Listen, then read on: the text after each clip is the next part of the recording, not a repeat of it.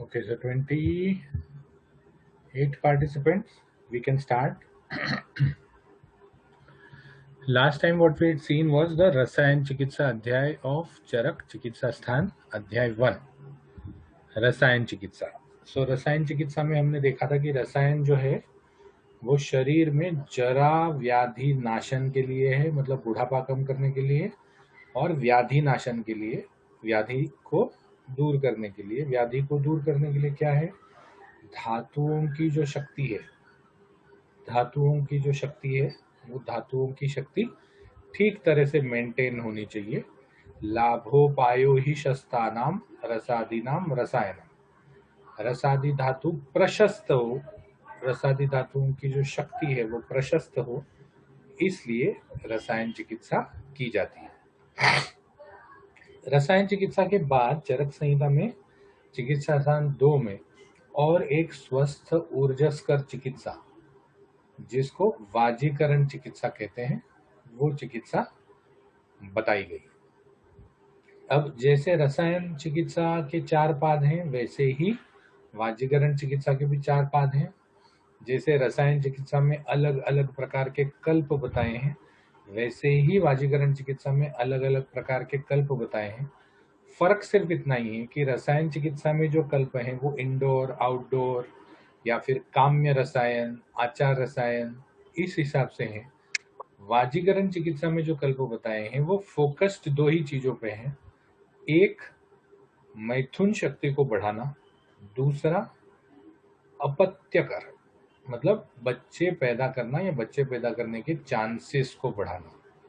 तो one is the sexual power of the person, the second is the fertility power of the person. ठीक है, तो late us start with वाजीकरण चिकित्सा। इस अध्याय में उन्होंने बताया क्या है? उन्होंने ज्यादा कुछ नहीं बताया, वाजीकरण का मतलब बताया है, वाजीकरण के अलग अलग द्रव्य और वाजीकरण के योग बताए हैं, और इस अध्याय को उन्होंने 4 पादों में डिवाइड किया है, जिसमें से संप्रयोग शरमूलीय वाजीकरण पाद जो है वो हम आज देखेंगे। तो वाजीकर मतलब उपसंहार में सबसे पहले वाजीकरण का महत्व क्या है या वाजीकरण का मतलब क्या है। वाजी ये संस्कृत वर्ड है घोड़े के लिए, वाजी ये संस्कृत वर्ड है घोड़े के लिए। तो उस समय में जितने भी डोमेस्टिकेटेड एनिमल्स होते थे, जितने भी डोमेस्टिकेटेड एनिमल्स होते थे, उसमें से कौन कौन से डोमेस्टिकेटेड समझो? हाथी था, घोड़ा था, गाय थी, कुत्ता था, गधा था, खच्चर था। तो ये सब डोमेस्टिकेटेड एनिमल्स में what they observed was the sexual power or the ability to copulate or the ability to do intercourse of a horse was the greatest. The ability to do intercourse of a horse was the greatest. तो इसीलिए उन्होंने इस पूरे चिकित्सा को focus किया, horse like power, power like a horse. कभी YouTube पे जाके देखिए, यूट्यूब पे मतलब sexual activity of horse, sexual activity of elephant, sexual activity of a bull, तो ये अलग अलग ये करेंगे तो उसमें आपको समझ में आएगा sexual activity of a horse is very strong. Strong मतलब जो फोर्स वो यूज करता है सेक्सुअल एक्टिविटी के टाइम पे, दैट इज स्ट्रॉन्गेस्ट। तो that is why they focused more on the vaji aspect. तो वाजी का मतलब घोड़ा और करण का मतलब करना, घोड़े के जैसे सेक्सुअल एक्टिविटी करना या घोड़े के जैसे सेक्सुअल एक्टिविटी करने की कैपेसिटी रखना इज वाजीकरण। अब यहाँ पर एक और चीज देखने जैसे मतलब समझने जैसी है कि वाजीकरण में सबसे पहले उन्होंने क्या है, सेक्सुअल एक्टिविटी का strength, that is more focused. घोड़े की सेक्सुअल एक्टिविटी से एक घोड़ा पैदा होता है, राइट? मतलब the usual course in a horse, how many offsprings are there? There is only one offspring. जबकि कुत्ता हो या चूहा हो, तो इनकी सेक्सुअल एक्टिविटी से कितने, एक कुत्ते की फीमेल को 3 या 4 बच्चे पैदा होते हैं, एक चूहे की फीमेल को 8 से 10 बच्चे पैदा होते हैं। तो यहाँ पर फोकस देखो इसलिए है, फोकस इस पे है कि there should be one good offspring. They don't want lot of offsprings, they want at a time they want one good offspring। घोड़े का बच्चा जो है वो क्या करता है, घोड़े जैसा भागता है, मतलब everything what he does is like a horse. So if a sexual activity of a horse is good, that means the sexual activity of his child or of his offspring is also good। तो इसका मतलब ये है कि the offspring or the quality of the offspring to propagate the species, to propagate the species is also good। आज की तारीख में इफ यू ऑल नो, मतलब अगर थोड़ा बहुत भी रेस वगैरह में इंटरेस्ट रखते हो या घोड़ों की नस्ल में इंटरेस्ट रखते हो, तो घोड़ों की नस्ल ये सबसे बेस्ट ये की जाती है, मतलब the lineage of the horse, horse का जो लीनिएज है वो एकदम प्योर रखा जाता है। क्यों प्योर रखा जाता है, उसका रीजन ये है कि this lineage is going to determine how good a horse is going to perform in the race. तो इसीलिए क्रॉस ब्रीडिंग या मतलब क्या कहते हैं उसको, टॉप ब्रीडिंग या क्रॉस ब्रीडिंग नहीं करते, वो उनके लीनिएज में ही घोड़े को ब्रीड करते हैं। तो all this combined together focuses on the sexual activity of the person। और sexual activity why horse, horse ही क्यों, हाथी क्यों नहीं बोला, कुत्ता क्यों नहीं बोला, उसका रीजन ये है कि the sexual strength of a horse compared to its his size and the ability to copulate, the ability to do intercourse of a horse is very very large compared to all other domesticated species known to man at that time, known to man at that time। अब ऐसे देखने को जाएंगे तो there might be there are a lot of things. For example, the amount of sperms which are released during copulation, amount of sperms which are released during copulation, what is the amount of sperm which is released in the human during copulation? Maximum 5 ml, maximum 5 ml। what is the amount of sperm which is released during copulation of a elephant? Elephant में approximately 25 ml। what is the amount of sperm which is released during copulation during a blue whale? half a liter, आधा litre sperm release होता है जब blue whale copulate करते हैं। तो simple सा चीज है कि the amount of sperm is not what is focused here, और they are not focusing on the amount of sperm here, और they are not focusing on the कितने स्पर्म, स्पर्म काउंट पे फोकस नहीं कर रहे हैं, यहाँ पर वो फोकस कर रहे हैं दैट इज द एबिलिटी और the strength to do intercourse. ठीक है, तो ये वाजीकरण का मतलब है। वाजीकरण का और मतलब हम देखेंगे, थोड़ा सा और डिटेल में समझेंगे आगे वाली स्लाइड्स में। फिर उन्होंने वाजीकरण के द्रव्य बताए। वाजीकरण का सबसे कॉमन द्रव्य कौन सा है, जो हम सबसे कॉमन, वाजीकरण का द्रव्य जो सबको पता है। ठीक है, वाजीकरण का सबसे कॉमन द्रव्य है दूध। आज भी जब पिक्चर्स में हनीमून का सीन आता है तो जो फीमेल है, जो ब्राइड है, वो हनीमून के चैम्बर में क्या लेके जाती है, दूध और केसर। तो दूध जैसी द्रव्य जो हमारे रेगुलर कोर्स में मिलते हैं, रेगुलर घर घर में मिलने वाले द्रव्यों में से वाजीकरण के द्रव्य उन्होंने आइडेंटिफाई किए।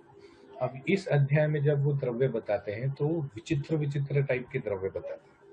ठीक है, जैसे कुक्कुट मांस है, कुक्कुट मांस मतलब मुर्गे का मांस, या फिर दूध है, या फिर स्त्री है, स्त्री को उत्कृष्ट वाजीकरण बताया है, उत्कृष्ट। ठीक है, स्त्री है। तो ऐसे जो द्रव्य हैं जो हमारे घर में आसपास देखने को मिलते हैं वो बताते हैं।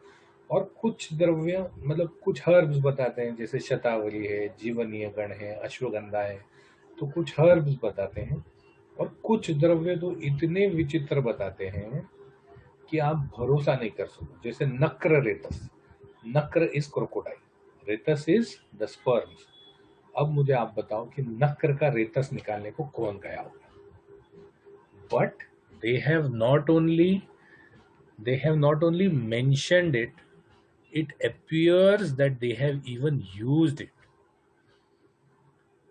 क्रोकोडाइल का सीमेन निकालना बहुत मुश्किल काम है, ठीक है, आप सीमेन निकालने को जाओगे वो आपको ही गटक जाएगा, but they have used it. तो विचित्र विचित्र द्रव्य भी हैं इसमें। इसमें कुछ द्रव्य जो हैं जो रेगुलर हमारे घर पे मिलने वाले हैं, और कुछ हर्ब्स का वर्णन किया हुआ है वाजीकरण द्रव्य में। वाजीकरण द्रव्यों में कुछ द्रव्य उन्होंने इवन ये भी बताए, मतलब मिनरल ओरिजिन के भी बताए।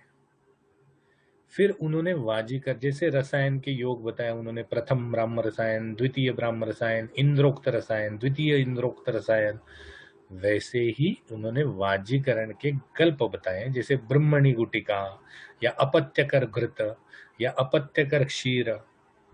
तो उस हिसाब से उन्होंने वाजीकरण के अलग अलग योग भी बताए। योग क्या है? Yoga are prepared textual medications for vajikarana. वाजीकरण में एक और चीज है कि मेनी अ टाइम्स, और rather most of the times, वाजीकरण में आप दो प्रकार के योग यूज कर सकते हैं। एक योग जो है जो आप घर पे बना के ले सकते हो, जैसे शतावरी को अगर मैंने घी में शतावरी की पाउडर कर ली, उसको घी में मैंने भून लिया, फिर उस पाउडर को मैंने डब्बे में भर दिया और दूध के साथ मैंने सेवन कर लिया, तो दैट इज अ वाजीकरण योग विच यू कैन यूज और you can take right from your home. लेकिन अगर दूसरा कोई वाजीकरण योग है जिसमें बहुत सारे द्रव्य पड़ते हैं, जिसमें बहुत सारा प्रोसीजर करना पड़ता है, तो it is very very unlikely that you will be able to do it at your home. And जैसे रसायन में मैंने बताया कि प्रथम ब्राह्म रसायन, द्वितीय ब्राह्म रसायन, they have all gone out of trend. आज की तारीख में प्रथम ब्राह्म रसायन आपको कोई भी कंपनी बना के नहीं देता, हाँ च्यवनप्राश जरूर से बना के देता। वैसे ही वाजीकरण के कुछ योग जो चरक ने बताए हैं वो आपको मैन्युफैक्चर्ड मिल जाएंगे। वो आपको, जैसे ब्रह्मणि गुटिका है तो ब्रह्मणि गुटिका मैन्युफैक्चर्ड मिल जाता है, लेकिन most of the Vajikaran yog have gone out of trend, तो अगर ट्रेंड से बाहर चले गए हैं तो then why we are learning the Rasayan and Vajikaran adhyay? अगर हमको मिलने ही नहीं वाला, हमको वो चीज मार्केट में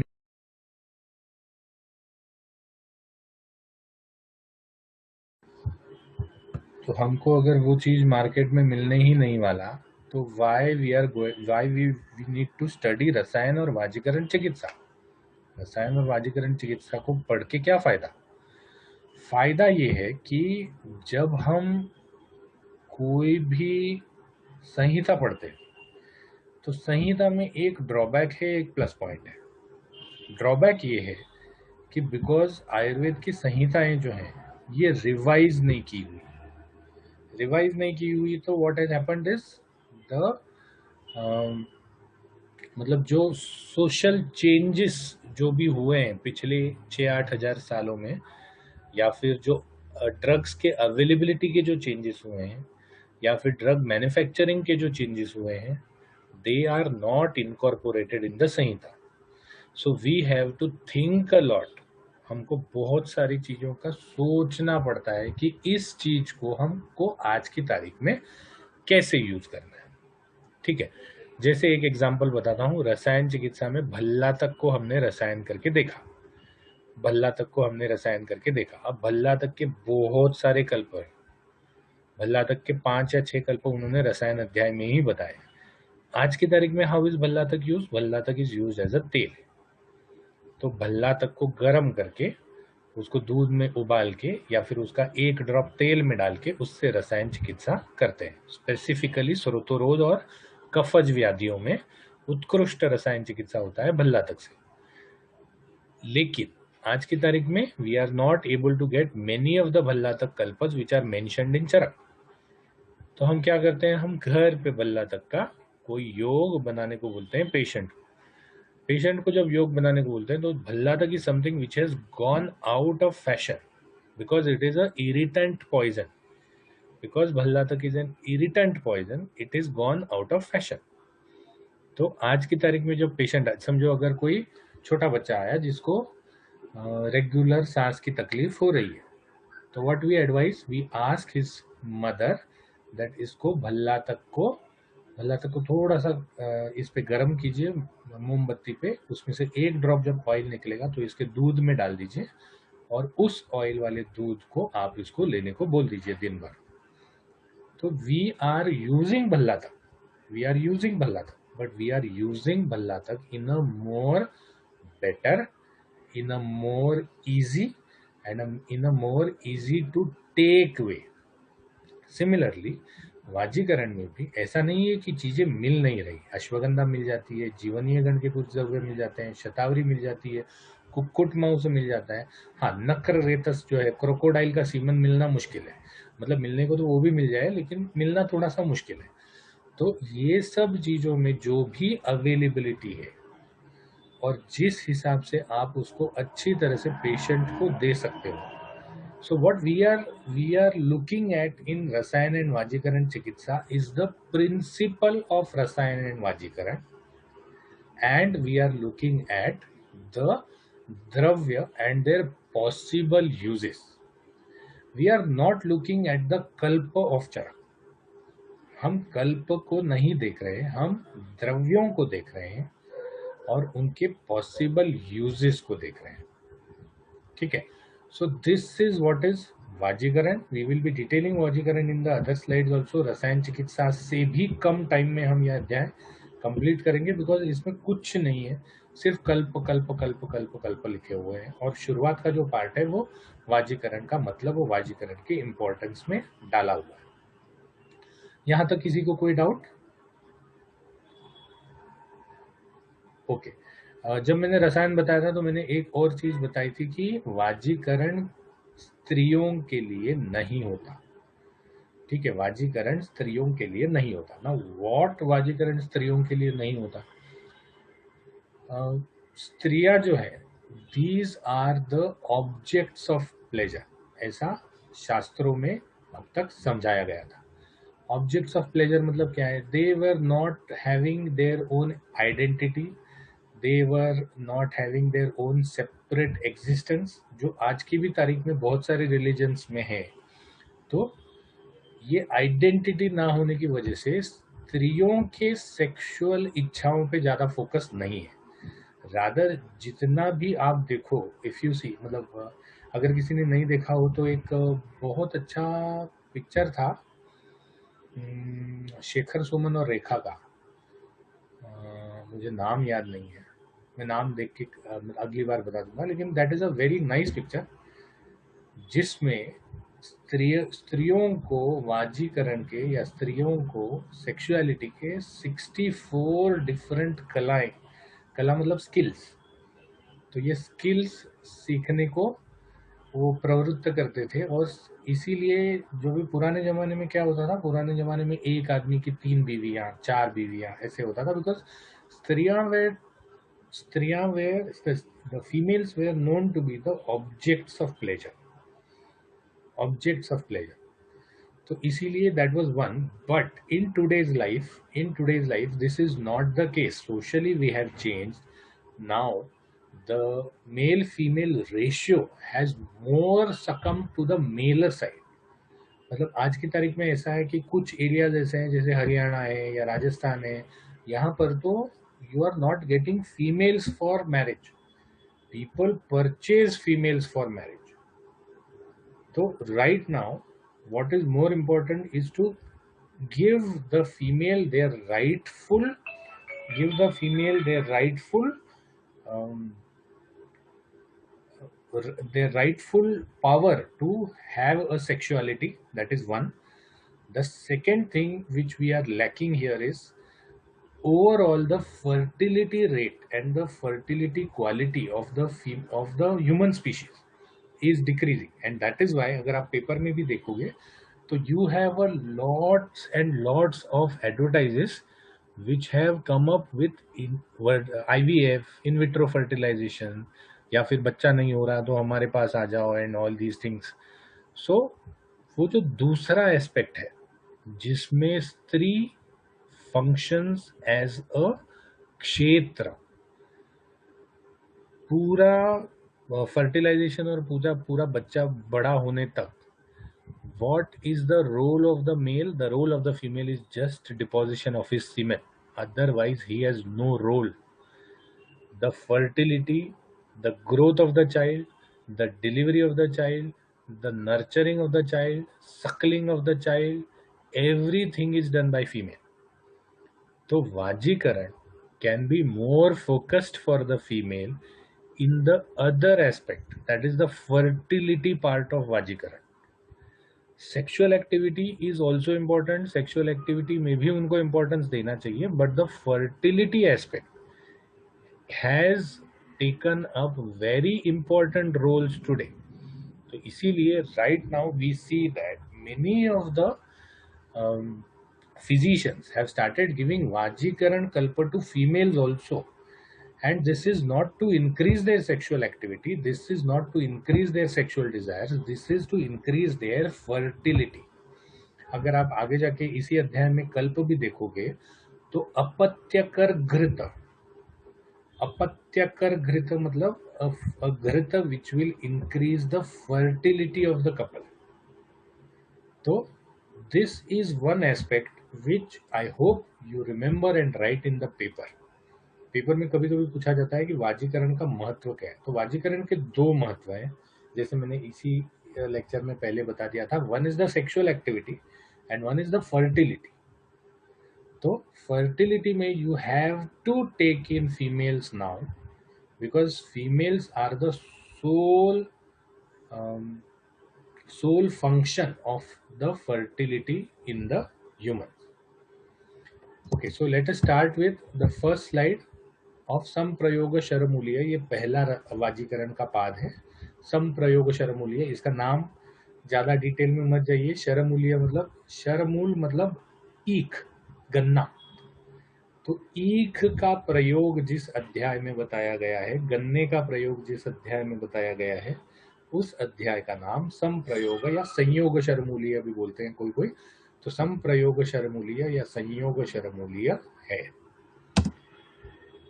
संयोग शरमूल्य में वाजीकरण की प्रशंसा की है. वाजीकरण की प्रशंसा की है. क्यों वाजीकरण की प्रशंसा की है? Because humans are, what are humans? Humans are social animals.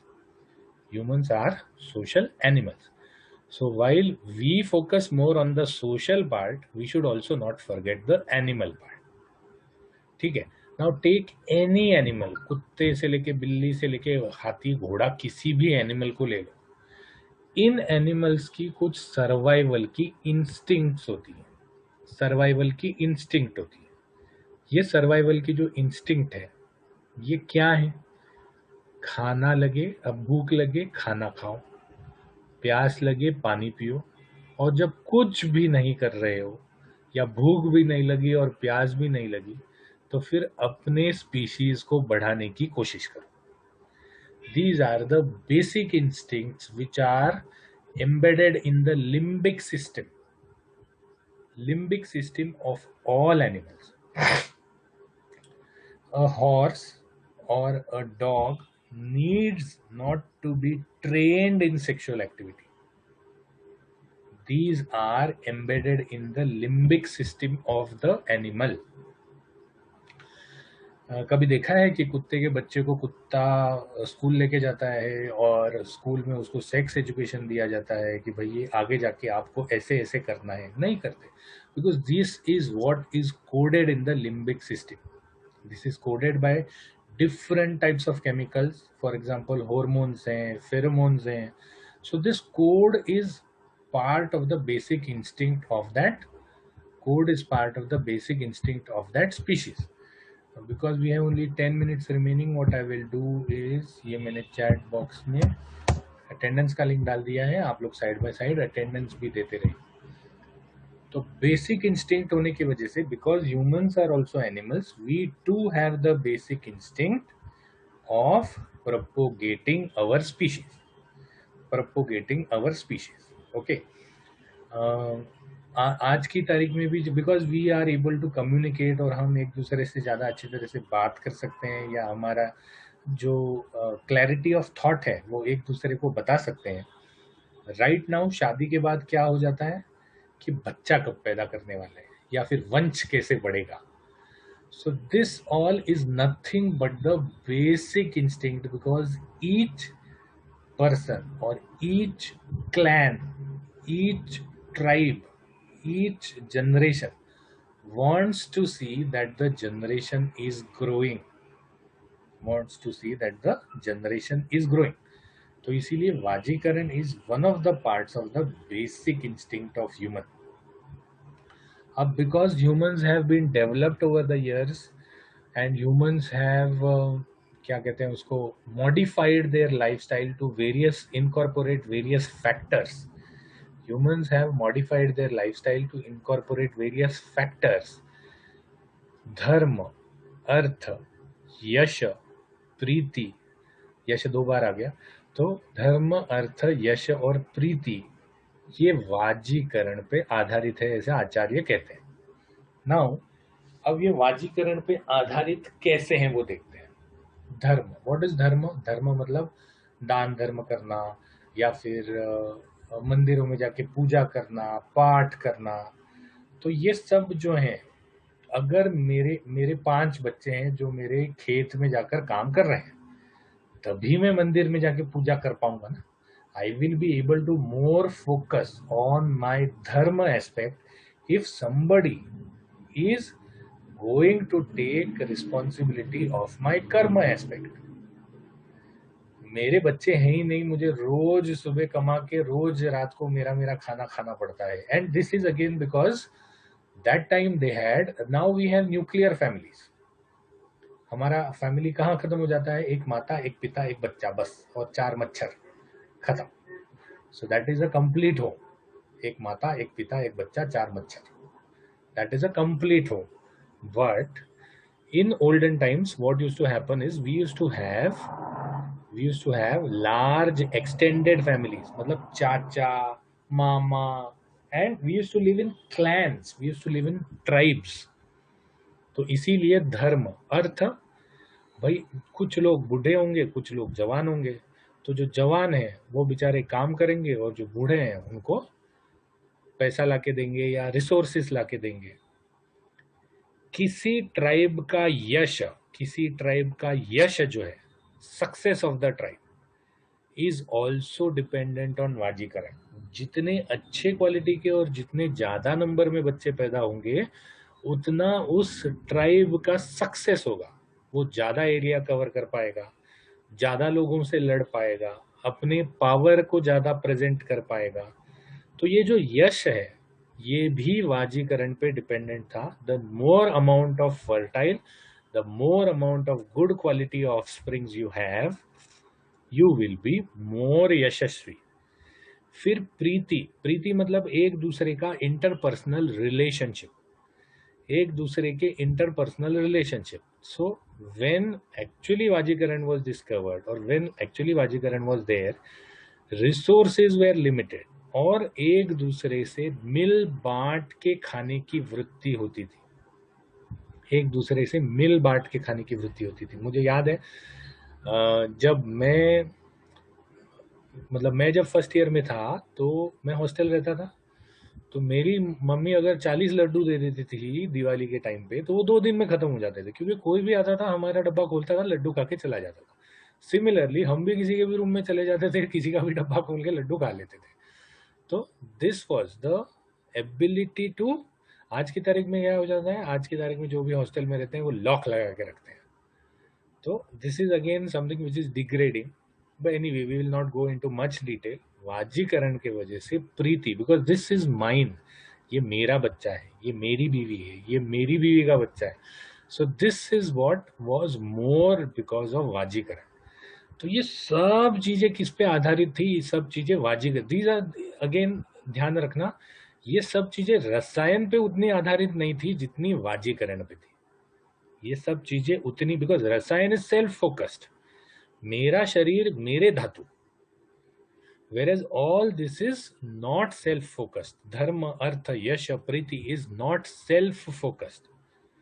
This is focused on the availability of resources around you. तो इसीलिए इन्होंने वाजीकरण की इस अध्याय में प्रशंसा की है। वाजीकरण को इन्होंने पुत्रोत्पत्ति का कारण बताया है, पुत्रोत्पत्ति। Now once again I would like to highlight here that the जितने भी पुराने, मतलब even if you see right from your Hindu religion, Muslim religion, any religion you see, the males have always been given dominance. The male have always been given dominance. मतलब अगर Christianity में देखें तो they have said that the female was made from the 13th rib of the male.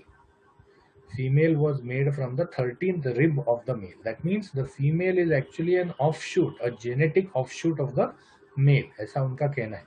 We will not go into religion detail, but it was 100% sure, and it is 100% sure even right now, that males are more desired than females. Many a times it may be due to the culture, that चलो दहेज है, या फिर मेरा बच्चा है, मेरा ध्यान रखेगा, बेटी तो पराया धन होती है, and all those things. So there was a major focus on preparing or getting the male offspring more than the female offspring. Another reason is the strength of the male. Another reason is the strength of the male.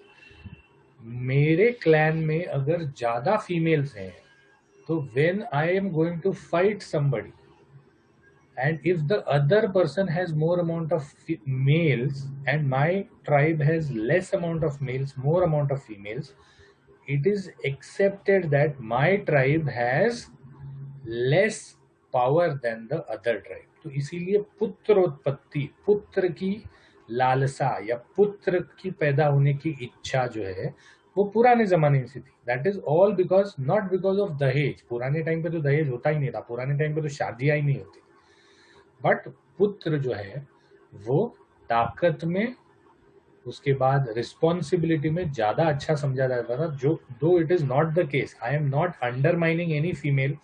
मैंने बहुत सारे cases देखे हैं जहां एक आदमी के 4 बच्चे थे, 2 बेटियां 2 बेटे, बेटे दोनों यूएस में चले गए हैं, बेटियां संभाल रही हैं.